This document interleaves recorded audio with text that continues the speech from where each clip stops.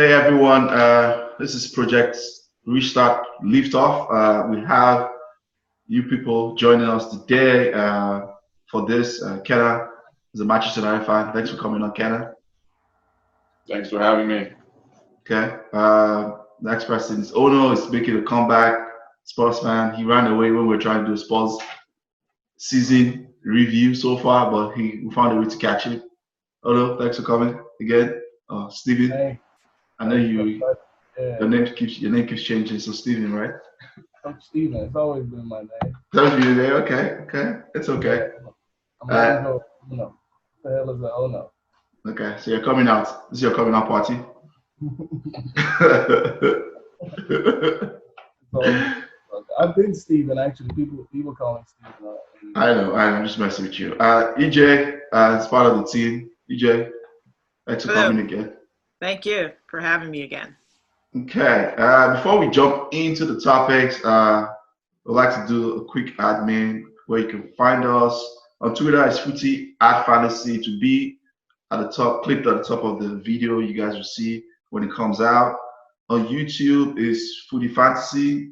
On Instagram, Fantasy Footy. On Facebook, Extraordinary Footy Fans, and the website is footyfantasy.com. We also have an audio podcast. You can find us anywhere you find your podcast. It's the Footy Fantasy Podcast on Spotify, iTunes, everywhere. Oh, so we jump in. I think the best place to start is with Kenna. So Kenna, you think Ole gets to, console the special one again? Suppose Manchester United, and just for I guess for context, the first leg was that in October? I think sometime October 4, if I remember. December. Was it December? First leg, okay. Where Yeah. Ole Gunnar Solskjaer got to coach the master. So what are your thoughts about this game, considering where everybody is? It's almost like a new season all over again, in my opinion. What are your thoughts? Yeah. So for me, it's kind of hard because the whole coronavirus kind of derailed any momentum that most people had. Mhm. It feels like it's a general reset, as in everybody gets to start from ground zero. Looking at our stats against Spurs, I think that United has a good record. If you look at it from a five-game perspective against Spurs, but like I said, it's hard to make an accurate prediction because everybody's starting, everybody's lethargic, everybody has even the training regimens that was set up. There was a lot of pause between it, so I don't really know if they are going to continue with the same momentum that they had the last time out. If that's the case, then I'm a bit more confident. But that being said, is Jose Mourinho, and he's very unpredictable. You don't know what kind of Spurs you're going to get. If it's a Spurs that will come out with Harry Kane firing on all cylinders and the team gels, it might be difficult for us. The only thing I'm happy about is that because there are no fans, so it feels like a neutral venue type of thing. So in these type of games without the pressure of the fans and everything, I expect United to do well. But yeah, bottom line is I'm not bold enough to make a prediction because all the things that have happened, the fan in me believes we're going to win, but the objective person in me is just kind of wait and see to kind of see how everything pans out. Okay, okay. I mean, that is a fair point. I do know. I remember you. Correct me if I'm wrong. You are like a big fan of Jose Mourinho. Is that correct? So Oh, yes, I like him. used to be. No, Maybe. I'm still a fan of Mourinho. It Okay. takes a lot of people off, but the reason why I like him is because I think he came to United what I felt we needed at that time, which Okay. is a track record of winning and a personality that is not dwarfed by the players he's coaching. Okay. So if he had a philosophy to instill in the team, they had no choice but to listen because he's more successful than them on an individual level. And I felt we needed that because a lot of the players are beginning to drift, and they're beginning to not be disillusioned.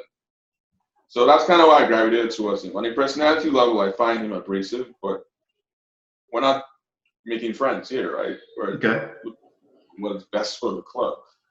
So yeah, that being said, I like what he brings to the table. I like the fact that he has a winner mentality.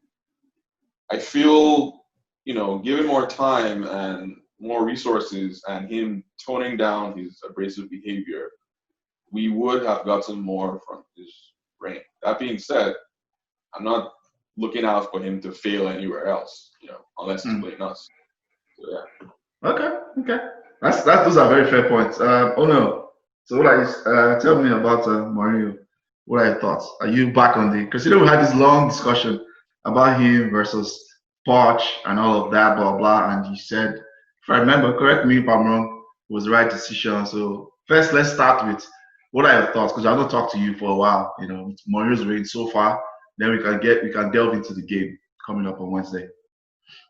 I mean, it's Friday, rather Friday. First of all, I think that this Corona break has been really bad for people. I mean, we've lost lives. Correct. A lot financially and in so many ways. But if we're speaking about football and Tottenham and the state of our team, it's probably a good thing just for that transition from Poch to Mourinho. So even though they haven't been training together all this time, right? So they've only, I don't know how many weeks they've trained together since they let them play, but we needed that reset time. I think this is probably the first time Mourinho came into a team after the season had started. You can correct me if you guys know. Correct. That's true. That's correct. And it was so clear in the way that players were going into games. Everything was so individual. It was so clear that we weren't ready for the Champions League, because the whole idea, the whole tactic they had before, the whole strategy was completely upended, and they didn't know how to run it the Mourinho way. So even though he could bring some things immediately, like some defensive styles of play, it was just so haphazard. From one game to the next, we would lose, 1-2, or we'd win a game 3-1, or you'd have a great goal. We didn't even know what we were seeing as Tottenham fans. So I really like this. I really like the fact that they've had time to talk. I mean, even with my team, I'm coaching a team, and I can see that, even though we're not training together, but we have meetings every week. We're talking. We're getting them stimulated, getting them to understand a different style of play. And all of our players needed that so bad. So as bad as this break could have been for Liverpool, for us, it's that much. It's that much, positive. Okay. So I think we have a much better chance against Man U than we would have had, some months back. Okay. I'm positive for the game. I'm positive. So if you had to do a prediction, what are your thoughts on the prediction for the game? Oh, no. Prediction. I'm happy you didn't say score prediction. I'm like, I on his score prediction. I don't like that y'all brought Igalo back. I think that's great for you. Okay. Not good for us. Not good for us. It's a bad matchup for our defenders. Okay, I think Igalo scores if he plays against us. You guys have defenders? We can go into that. We can go into what? You guys have defenders? I didn't know. We can go into what, but I would say we get away, not a clean sheet, but 2-1. 2-1. Oh, you think Tottenham will win? Interesting. Definitely. Also, you have Rashford coming back. I don't think he's played for a while. Yeah. People think, he's probably recovered or recuperated because of the break. Coming back from injury to a high level of play, it's still very difficult. And coming back against Tottenham, you know that Mourinho's going to try to put somebody on him or try to target that weakness. So. Yeah. As long as we don't play Harry Winks, we're good. Oh my goodness. Okay. These are my own thoughts though.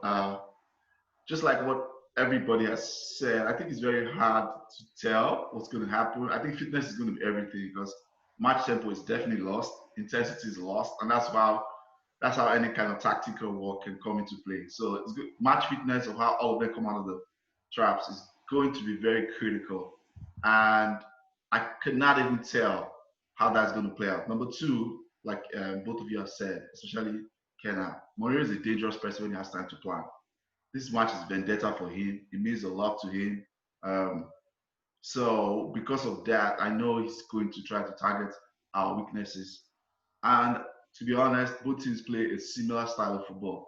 The only difference is Ole has quicker players, younger players who can break quicker, but they both sit back and break, right? So if I want to be very simplistic, and I say this a lot in Manchester United games under Ole, and I've been right for most of the times, I think who scores first wins that game, to be honest. That's the way I see that game. But who scores first wins that game. If we score first, we win. The Spurs score first, they win. That's what I see. And because of that, I think it's going to be a draw. I sense it's going to be a draw because both teams are going to be the match fitness, I don't expect it to be there. It's going to be it's going to be cagey. It's going to be a cagey game. And I see a draw in that game. I might be wrong, but that's what I think. Oh no, Ken, I'm shaking his head. You don't think it's going to be a draw? No, I don't think so. I think it's going to be an outright winner. Okay. I agree with what you said that whoever scores first wins. Because if you look at it, traditionally, Ole's in-game management has not been great. Yeah. And almost every time we go down, we lose. Correct. We never. So our only hope is to start the game right out of the blocks and score first. If we do score first, we're actually winning that game. Why do y'all say that? I don't get why. Why do you think that? Sorry?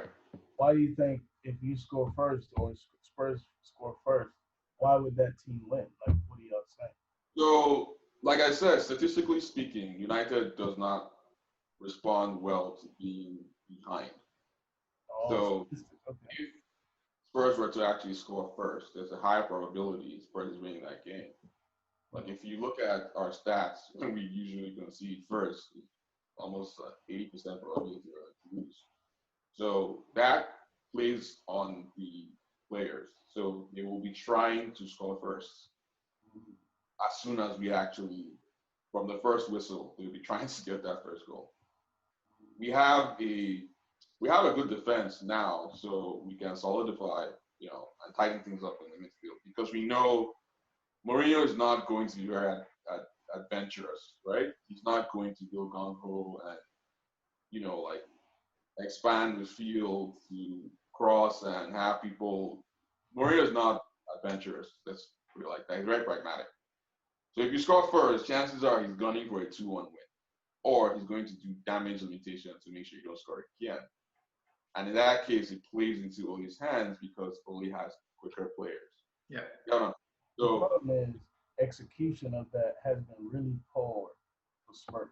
Like Mourinho might want to do that, but if you notice in his games with Spurs before this break, he might try to do that, but we were letting in so many goals just because the players don't understand how to defend in that way yet. So I think that's I don't know if you remember what I'm saying about our games at the end of the year. I mean, we just could not keep a clean sheet. Even when we would score, we would concede. It just seemed to be not a Mourinho team like people would say. So I see us. If Mourinho's smart, which I think he is as a coach, he's either tried to get that know-how to them, or we're going to be more adventurous than normal and try to get the goals against you guys. The problem for us in this game is you have Fernandez, you have Fred, who's kind of making a comeback this season. And I think Pogba's back. Yeah, he is. And so I see your central midfield strengthening, and our central midfield is probably the weakest that Mourinho's ever had in his life, and probably the weakest Spurs have had in a while, just as a team. So because our core is so poor, we can't do that defensive game that you're talking about. I see your point. Normally it would happen, but our core is so weak. Even in Ndombele, our record signing, apart from Mourinho's issues with him, he has a stamina problem. Like, he cannot last the game. Forget about personally what people say about his motivation. He just can't last the game. So he either is taken off early or he comes in much later in the game. It's just I see us. I feel we'll do better if we just try to focus on our attacking qualities. Such Aurier. One word. Trying to be defensive and hit that low block.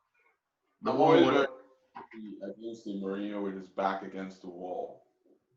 I'm very wary about when people count him out and he has an injury pilot.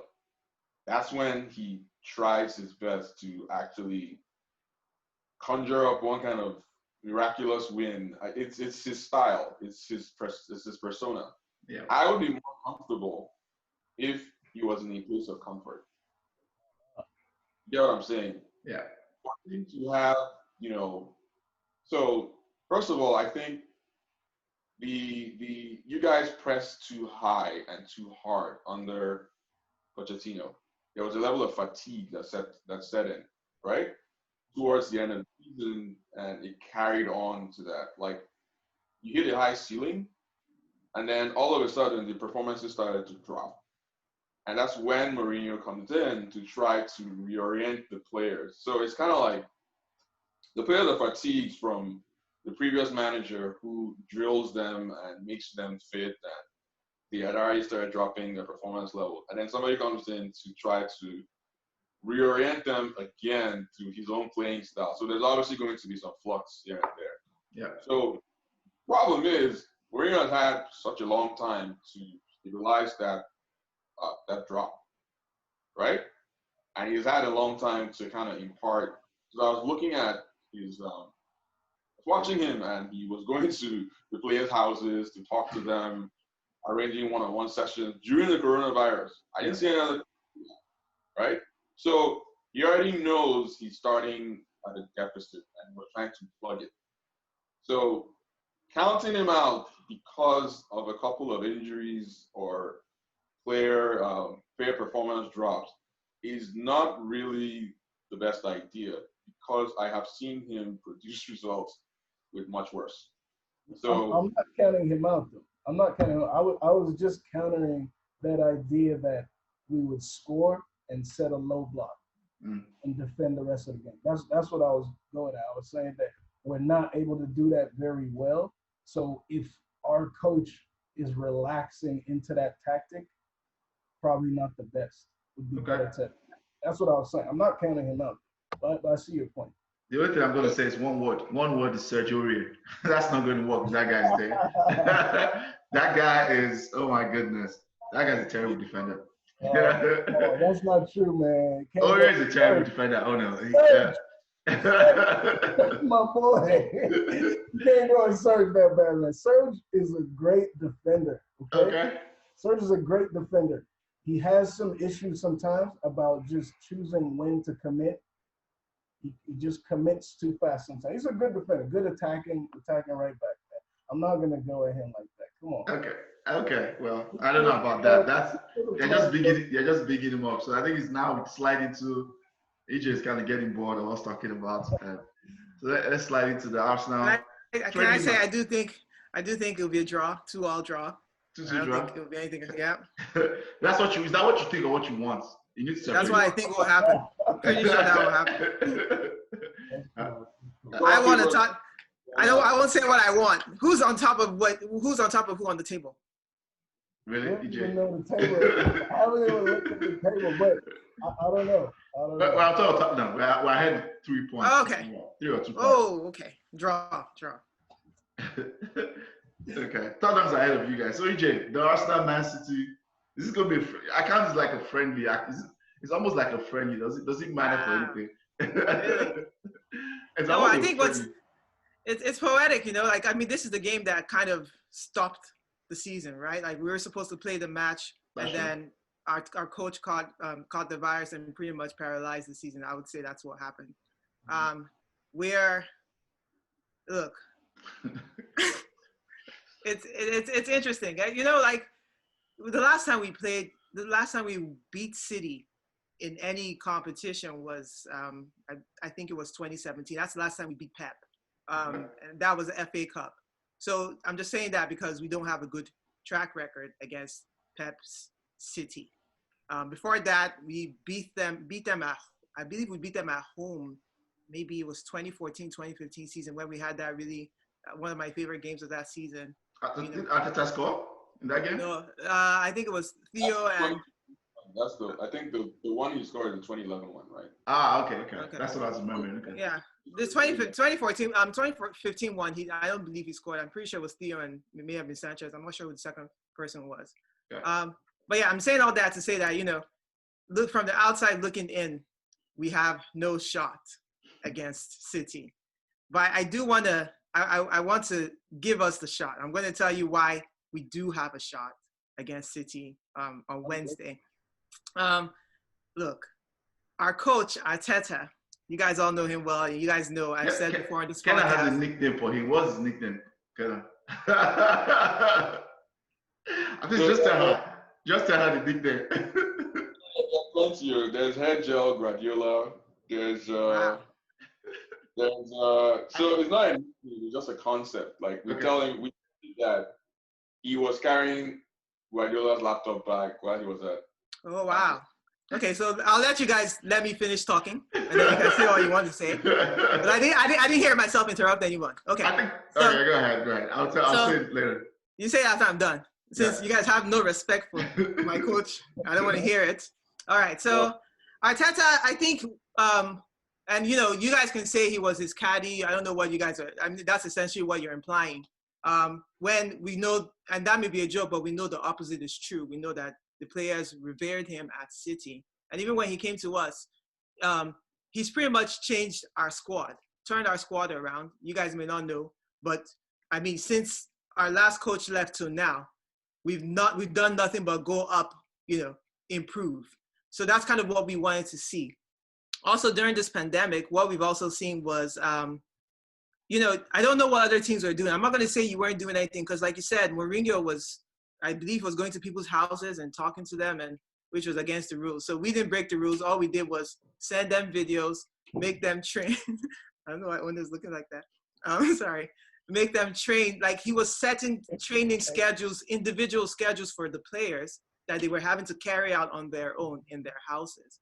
And then eventually when you could bring a few players to the club, he was doing that. So we've been working this entire time. I'm not saying other teams weren't working.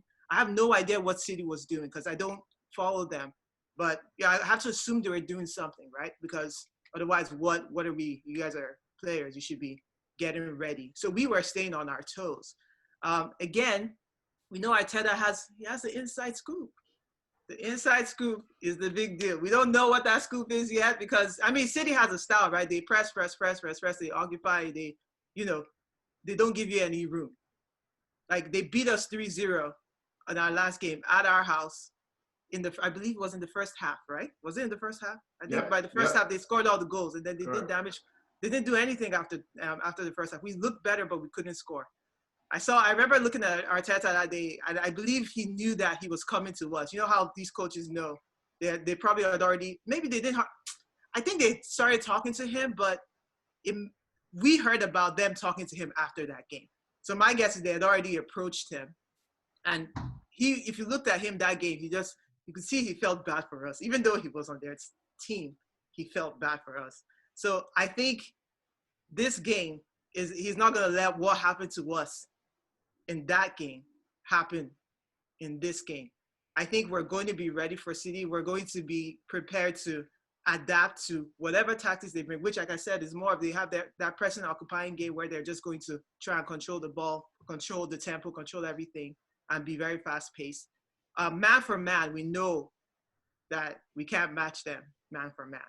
I think maybe you could argue that Oba can stand next to Aguero. I don't even know if Aguero is fit. I know he was one of the players hesitating to train when they said they could all go train.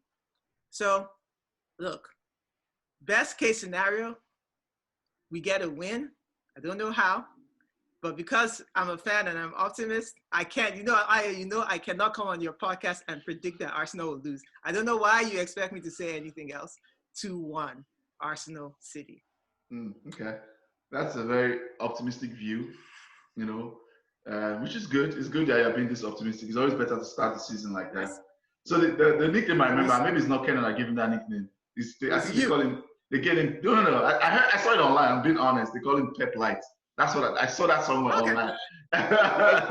You said what? It was you. Okay, I saw that and I laughed. So how have you come up with all the nicknames for Arteta? What has he done to you that deserves? I come up with nicknames for all sorts of people. Like Okay, so it's nothing personal. No, not at all. So it's like I think it was a season. It was a game that Guardiola, Lampard, and Arteta they all failed to win. So I think I tweeted Pep Light and Brexit Pep. Correct. That's what I said. Wow. Nothing personal against Arteta. I think he's a nice guy, you know. But in the law of war and football banter, everybody that's not on your team, it's fair game. I agree. Yeah, I actually think he's a good. And I said it. I've said it before. I think he can be a good manager if he's backed. I see the fruits of the possibility of him being a good manager. I'm always. I said he's a good guy. No, I'm saying me. No, this is my opinion, and I've said it before. I think he could be. I don't want anybody to say I personally don't think he's that good a manager. I think he's a good manager, as in I think that he can get the players to play for him, and I think he can to respect him. I'm not convinced on his technical abilities until I see it over a span of. I see like consistent results. Yeah. Over a span that I can say yes, maybe like a season or two. I think that's fair. I think that happens to everyone, right? Yeah, that's everyone fair. gets the fair period. That's fair. That's what I think. That's how people are giving Unai so much time. What did I say? I'm not one of those people that need to seep someone for 2 years. I don't. Like I see what I need to see, and I make my snap decision. And I live and die by my decision. I do think he's going to be better for us than Unai, definitely. And depending on what you said is important. Are we going to be backed? Because we can't hide behind paying players pittances and these players wanting to leave. We talked about Alba the last time, him not signing. He hasn't signed yet. And I know coronavirus has messed things up now, but is he going to sign? His contract ends next year. We don't know if we can hold on to the players we have. So if the club doesn't back him and if they don't open their wallets, then he's gonna be gonna have to deal with play with the cards he's dealt, and I don't know about that. So you say 2-1. So Kenna, what do you think is going to end? Man City, Arsenal. Man City, Arsenal, 2-0 to City. Okay. Oh no. 3-1 City. 3-1 City. Okay, staying with you. Score predictions: Villa, Chelsea. Oh no. Chelsea, I haven't looked at what Villa's done in the break at all. Maybe just because of small club. I like Chelsea before the break. They were doing good. And if Pulisic settles, 2-0. 2-0 Chelsea. Kenna. I'm going for 1-1. Oh, okay. Jack Grealish was one for Villa. EeJay. Villa, Chelsea. Villa always tries. And they never finish. So I'm going to give them 2-3. I think Chelsea will beat them. I think they'll be close, and then Chelsea just beat them at the end. Okay. I said 2-1. I said 2-1 Chelsea. So staying with EeJay, the Merseyside derby. Oh my God. Everton, Liverpool.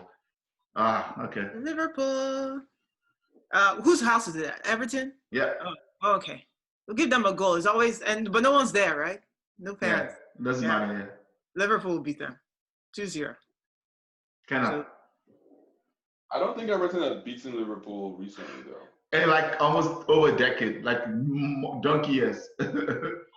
Safest prediction to give it to Liverpool. I would go 2-0 to Liverpool.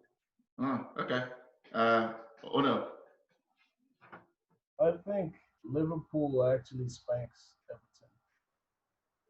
I just think I don't see Everton's attacking power. I say like 3-0, 4-0.